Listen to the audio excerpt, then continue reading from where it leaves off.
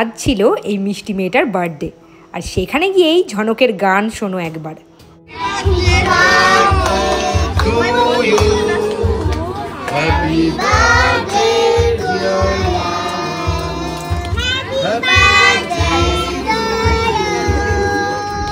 Good morning everyone, welcome back to the channel Roznamcha. একটা জিনিস আমি লক্ষ্য করে দেখেছি, যদি আমার ছুটি থাকে, কোনো তাড়া থাকে না। আজকে আমার কোনো তাড়া নেই ঘুম থেকে ওঠার, রাকেশেরও অফিস নেই, আমাদের তো ছুটি আছেই শনিবার যেহেতু। সকাল আমার ঘুমটা ভেঙে গেল, তারপর থেকে কিছুতেই আমার আর ঘুম এলো না। আমি আজকে 6:30টার সময় ঘুম ভেঙেছি, 6:40 নাগাদ উঠে গেছি। ভাবো তুমি, অ্যালার্ম না দিয়ে এরকম সময়ে ঘুম ভেঙেছে আমার। আর কালকে আমি ওই 1:10-15 নাগাদ ঘুমিয়েছি। তাহলে কী করে এত তাড়াতাড়ি ঘুমটা ভাঙলো? মানে এটা কিন্তু আমার সাথে সবসময় হয়। আজকে যদি স্কুল থাকতো তাহলে কিন্তু আমার কিছুতেই ঘুম ভাঙতো না, মনে হতো একটুখানি অ্যালার্মটা অফ করে ঘুমোই, এটা মনে হচ্ছে। সারাটা দিনই ব্যস্ততাহীনভাবে কাটবে। তবে আজকে আমাদের বাড়িতে আসছে চেরির সাথে তোমাদের দেখা করাবো। আর রাকেশের অনেকদিন চেরিবেরির সাথে দেখা হয় না, রাকেশও তাই জন্য খুব এক্সাইটেড চেরির সাথে দেখা করবে বলে। তবে চেরিবেরি রাকেশের কাছে খুব একটা যেতে চায় না, তাই জন্য ওর একটু মনটা খারাপ। আর আজকে ঝনকের রায় দিদির, মানে আমার ননদের মেয়ের বার্থডে পার্টি আছে বিকেলবেলা, ওখানে যাব, সব কিছু শেয়ার করবো তোমাদের সাথে। চলো দিনটাকে শুরু করা যাক। ছুটির দিন বলে কথা, আজকে দুজন মিলে বেশ বসে বসে চা খাবো। রোজ তো কাজ করতে করতে চা খাই। এই যে চা রেডি এদিকে। কালকে রাত্রে কেমন ঘুমিয়েছো? দারুণ। গত পরশু দিন ঝনক রাত্রিবেলা এমন বায়না করেছে মায়ের পাশে শোয়ার জন্য, সে তো বাধ্য হয়েছে নিয়ে শুতে। আর রাত্রিবেলা তো 5 বার করে ওঠে। আর আমার না হয় এখন অভ্যাস হয়ে গেছে ব্যাপারটার সাথে, কিন্তু মায়ের তো এখন অনেক দিন ঝনকের সাথে শোয় না বলে অভ্যাসটা হয়নি, নেই আর কি অভ্যাসটা। তাই জন্য গত পরশু দিন মায়ের একদম ঘুম হয়নি। গতকাল দুপুরে একদম ঘুমোতে দেয়নি, তোমাকে দেখালাম। তাই মাকে বললাম যে আলাদাই শো, গরম তেমন নেই। তারপরে এই ঘরে শুয়ে কালকে দারুণ ঘুমিয়েছে। এখন আমরা দুজন মিলে চাটা খেয়ে নিই, নিয়ে তারপর কাজে লাগবে। এখনও দুজনের কেউই ওঠেনি, ঝনক আর রাকেশ। আজকে ছুটির দিন বলে কথা, ঝনক সকাল সকাল ঘুম থেকে উঠেই লেগে পড়েছে কালকে কেনা সেই খেলনাগুলো নিয়ে।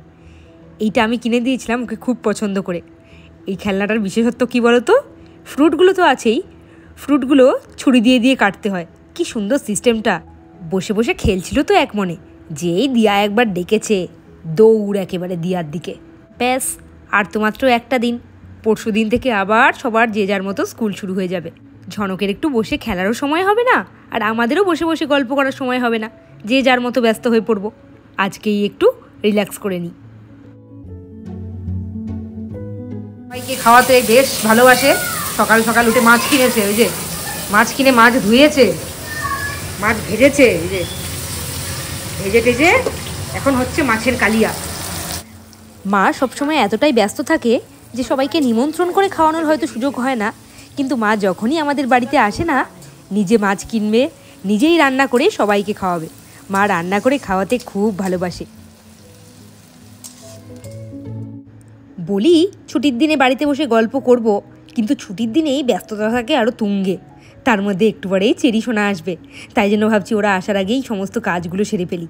ওরা এলে তখন আর ইচ্ছে হয় না যে বাথরুমে গিয়ে স্নান করি, ঘরের কাজকর্ম করি, তখন মনে হয় বসে গল্পই করতে থাকি। এই দেখো মায়ের রান্না প্রায় শেষের পথে। এইবার মাছগুলো ছেড়ে একটু সামান্য জল দিয়ে ঢেকে রাখবে, ব্যাস হয়ে যাবে মাছের কালিয়া। আজকে রান্নাটা যা টেস্ট হয়েছিল না, তোমাদেরকে রান্নাটার ফাইনাল লুক দেখাতে আমি ভুলেই গেছি, কেননা ব্যস্ত ছিলাম তো খুব। মার ততক্ষণে রান্না কখন হয়ে গেছে বুঝতেই পারিনি। হঠাৎ কাজ করতে করতে শুনলাম কলিং বেলের আওয়াজ। দৌড়ে গেলাম বারান্দায়, দেখলাম এসে গেছে আমার চেরি সোনা। তাড়াতাড়ি করে বারান্দা থেকে এবার দৌড়ে গেলাম সিঁড়ির দিকে। চেরি না আজকে এসে খুব কান্নাকাটি করছিল। আসলে ওই টাইমটা না ওর ঘুমের টাইম, ঘুম থেকে তুলে আনা হয়েছিল তো, তাই জন্য একটু বিরক্ত হয়েছিল। দেখো না, সেই দিনকে যে জামাটা দিয়েছে ঝনকের পিপি ওদেরকে, সেইটাই পরে এসেছে। কি কিউট লাগছে না? ঝনককে এখন কাছে ফিটে দেখতে পারবে না। আসলে বাবা তো ওকে তখন গান নিয়ে বসিয়েছিল, আমি তাই জন্য দরজাটা টুক করে বন্ধ করে দিয়ে এসেছি, যাতে এখন বেরোতে না পারে। আর চেরি সোনা তো দিয়ার কোলে করে চলল মাম্মার ঘরে। আমার ঘরের খাট এখন বাচ্চাতে একেবারে কিলবিল করছে। দেখো না, পুরো খেলনাতে আর বাচ্চাতে আমার খাটে আর কোনো ফাঁকা জায়গা নেই। এদিকে চেরিটাকে দেখতে পাচ্ছ কেমন ক্যামেরার দিকে তাকিয়ে আছে এক দৃষ্টে। আর ওদের দুজনের খেলা তো সারাটা দিনই লেগে আছে, কোনো ক্লান্তি নেই ওদের। ওদের যদি সারাদিন না ডাকো, না খেতে দাও, কোনো ব্যাপার না, ওরা খেলতেই থাকবে, খেলতেই থাকবে।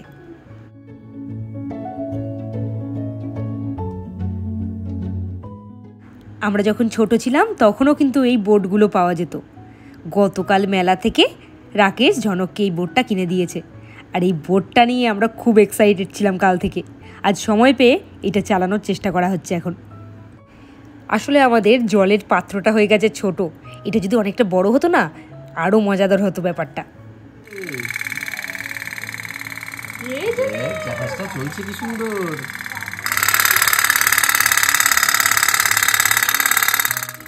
এই ছোট্ট ছোট্ট খুশিগুলো উপহার দিতে পেরে আমাদের দুজনের বেশ লাগে।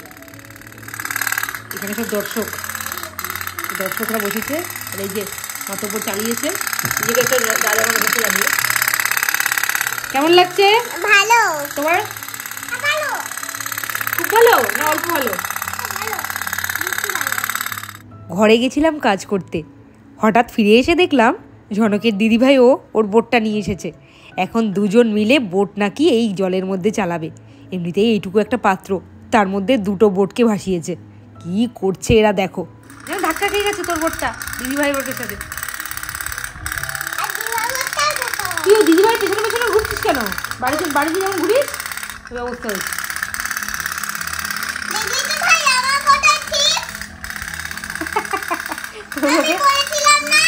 বোটে গেছে শেষ হয়ে আগুন শেষ। চেরি আসলে কোনো ছেলেদেরকেই পছন্দ করে না, শুধুমাত্র ওর বাবা আর দাদু ছাড়া অপরিচিত ছেলেদের কাছে গেলেই ও কান্নাকাটি করে। রাকেশ যেই ওর সামনে আসছিল ও কেঁদে কেটে দিচ্ছিল। এখন রাকেশ গেছে স্নানে, এখন মুখে উনার হাসি ফুটেছে। এদিকে ঝনক খাওয়া দাওয়া করছে, চেরিরও খাওয়া হয়ে গেছে। এইবারে আমরা একে একে খাবো। আমরা আজকে নিজেদের মধ্যে বলাবলি করছিলাম। চেরিও এসেছে চেরির মাসির বাড়ি, মানে মাম্মার বাড়ি, আর জগন্নাথ ঠাকুরও গেছে জগন্নাথ ঠাকুরের মাসির বাড়ি। ভাবো কি মজার না ব্যাপারটা। এদিকে দুজন খেতে বসেছে, একটা ব্যাচ, এরপরে আমরা বসবো। আর এদিকে বাচ্চাগুলো দেখো কি করছে। এই একটা বাচ্চা, বড় বাচ্চা, এবার পোকাটা শেষ, পোকা শেষ। আর ওই যে ছোট বাচ্চা, ছোট বেবি, ছোট্ট বেবিটা, এইটা বড় বেবি। তুই ছোট্ট বেবি না, তুই বড় বেবি। আজকে দুপুরবেলা আমি এমন ঘুমিয়েছি, এইরকম ঘুম অনেকদিন পরে ঘুমোলাম। এমন ঘুমিয়েছি ভাবো, চেরিরা কখন চলে গেছে জানি না। ঘুম থেকে উঠে রাকেশকে জিজ্ঞেস করছি ওরা চলে গেছে, বলছি কখন চলে গেছে, আমাকে ডাকেও নি, এমন ঘুমোচ্ছিলাম। এখন ঝনককে পড়তে বসানোর চেষ্টা করছি, কিন্তু ও তো খেলনা নিয়েই বসে আছে। ঝনককে দিয়াও চেষ্টা করেছে, এই যে অনেক রকম ভূতটুতের ভয় দেখি আমি। এখন চেষ্টা করে সাকসেসফুল হয়েই ছাড়বো। তারপরে ঝনক যাবে কোথায়? কোথায় যাবে ঝনক? তাড়াতাড়ি পড়াশোনা করে নাও। তোমরা কি ভাবো আমার ঝনক সোনা খুব অগোছালো? না না, এই দেখো একটা ঝুড়ি চেয়ে এর মধ্যে সব কিছু গোছাচ্ছে। এরপরে উনি পড়বেন। পড়তে বসার আগে ওর কাণ্ড দেখো কি শুরু করলো। আপনি কি দই বিক্রি করছেন? কই তো ফল, ফল কত করে? ও মা ওই দেখো ফল 1 টাকা 40। নেবে? দাও, দিয়াকে দাও। আমাকে অ্যাপেল দিন। 140? এই হাফ ফলের দাম 140? কত টাকা এটা? 540। আমি আপনার এইসব পচা ফল আমি নেবো না, দিন। আপনার বাজে ফল 540 টাকা দিয়ে হাফ আপেল কে খাবে? অতিরিক্ত দাম আপনার, বাজে ফলওয়ালা। ও আপনি ফলের সাথে বলও বিক্রি করেন? এটার দাম কত?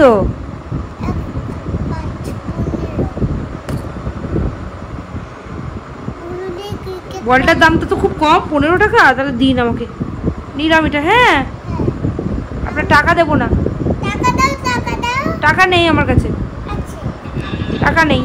বলটা নিয়ে গেলাম আমি, বলটা আমি নিয়ে গেলাম। ও টাকা ছাড়া দেবেন না? অনেক খেলাধুলা হলো, এবার ওর বায়না ও দিয়ার কাছে পড়বে, মায়ের কাছে মোটেই নয়। আজকে বিকেলে ঝনকের পড়া ছিল, কিন্তু যেহেতু বার্থডে পার্টিতে যাবে তাই তো আজকে কামাই হলো।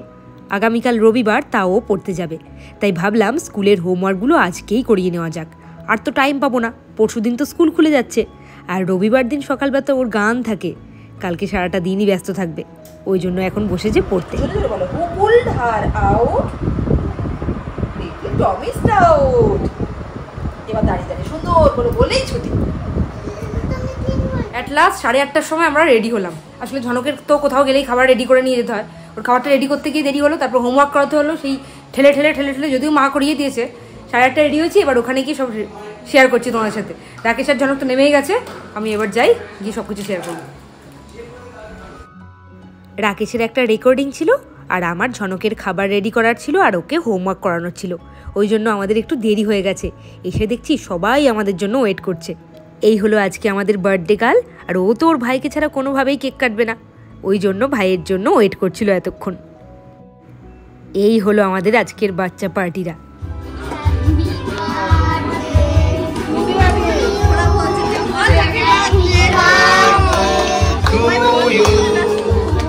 Happy birthday, dear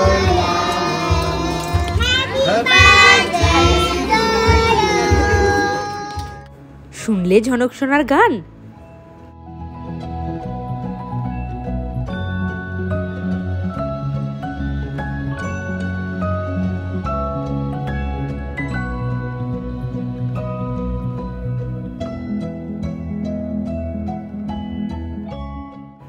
এইবারে মায়ের কাছ থেকে কেক খাওয়ার পালা। আমরা আজকে অল্প সময়ের জন্য ওখানে গিয়েছিলাম ঠিকই, কিন্তু ওইটুকু টাইমের মধ্যে আমরা বেশ মজা করেছি আর বেশ ভালো খাওয়া দাওয়াও করেছি। এই মিষ্টি মেয়েটা হলো ঝনকের বৃন্দা দিদি। রেস্টুরেন্টের ভেতর তখন একেবারেই কানায় কানায় ভর্তি, সব গেস্টরা এসে গেছেন। এইবার খাবার সার্ভ করার পালা। আর এইদিকে ঝনক তো সবসময়ই ব্যস্ত ওর দিদিভাইয়ের সাথে খেলা নিয়ে। উনি হলেন আমার শ্বশুরমশাই, তোমাদেরকে তো আগেও পরিচয় করিয়েছি। কেক কাটিংয়ের জায়গাটা খুব সুন্দরভাবেই ডেকোরেশন করেছিল, যদিও উচ্চিংড়ি বাচ্চাগুলো পরে এটাকে একেবারে তছনছ করে দিয়েছে ছিঁড়ে।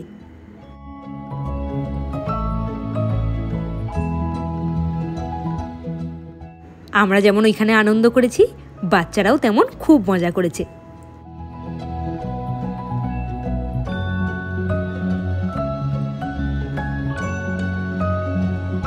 ঝনক একা একা খেতে শিখে গেছে নাকি?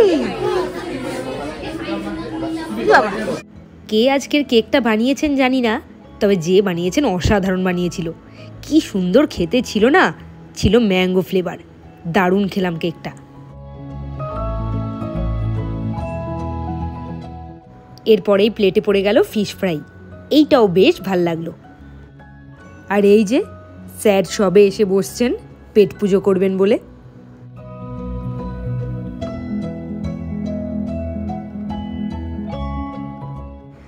আমিও বসে পড়েছি পেট পুজো করতে। ফিশ ফ্রাইয়ে কামড় দেওয়ার সাথে সাথেই বেশ টেস্ট লাগলো। এবার ঝনককেও একটু খাইয়ে দিলাম। আমাদের জন্য খাবার করে নিয়ে এসছি ঠিকই, জানি না কতটা খাবে, এগুলো খেয়ে পেট ভরিয়ে ফেলবে। ঝনক কিন্তু বেছে বেছে ঠিক দিদিভাইয়ের পাশের চেয়ারটাতেই বসেছে। আর এই যে আমার শ্বশুরমশাই।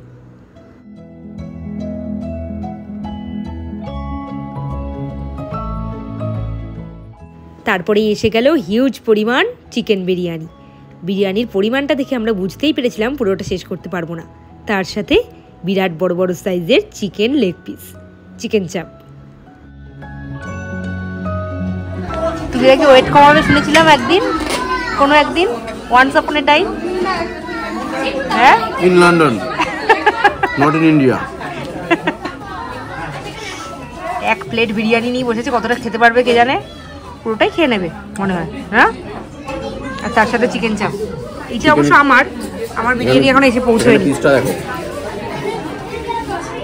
দুর্দান্ত একটা খাও খাও, খেয়ে খেয়ে মোটা হোক, সবাই খেতে ব্যস্ত হয়েছে।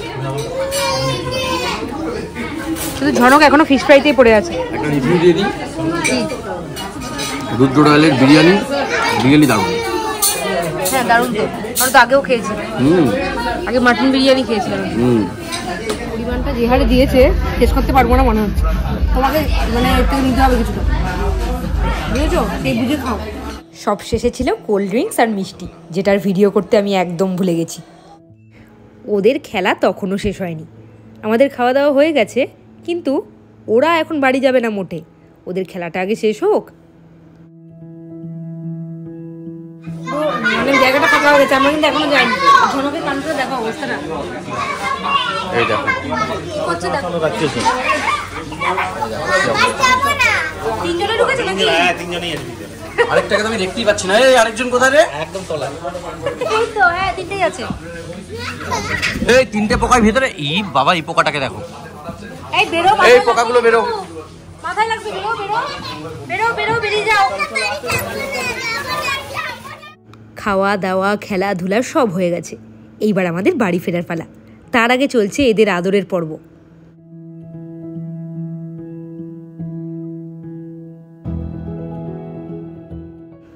এইবারে আমরা চললাম বাড়ি, আর আমাদের বাইকের অবস্থা দেখলে তোমাদের মাথা যাবে ঘুরে। আছি আই সঙ্গে তেলামানা কুনকুন তেলামানা কুনকুন জামান জামান নে তু আয়া জামান কুদু জামাল জামাল নে তু আয়া জামান কুদু। কি গান করলি তুই রে? জামাই জামাই একটু আয়া। বাবাজি, তুমি কোথায় গেছিলে আজকে? কোথায় গেছিলে? বার্থডেতে। বার্থডে পার্টিতে? হ্যাঁ। গিয়ে কি খেলে? কেক আর আর স্যান্ডউইচ। আর এখানে কি করলাম? ওটা স্যান্ডউইচ না, ওটা ফিশ ফ্রাই। আর তখন আমি কি তার নাম? তুমি দুষ্টুমি করে সব ছিঁড়ে ফেলেছো, বাজে ছেলের মতো। কোনগুলো? ওই যে সাজিয়েছিল বেলুন দিয়ে, হ্যাপি বার্থডে লেখা ছিল পেছনে, সব ছিঁড়ে দিয়েছো বাজে ছেলের মতো। ঠিক করেছো কাজটা? না। তাহলে কেন করলে, জানো যখন ঠিক না? হ্যাঁ, রায়দিদিকে হ্যাপি বার্থডে বলেছিলে? হ্যাঁ। ওই হ্যাপি বার্থডে টু ইউ। এখানে কি ও বলে? হ্যাঁ, কেক কাটার সময় তো বলেছিলে। Good boy. ঘুমিয়ে পড়ো এবারে, সবাইকে গুড নাইট বলে দাও। আজকেও তো বললে, কালকেও দেখা হবে। Tata, bye bye. টা টা টা টা।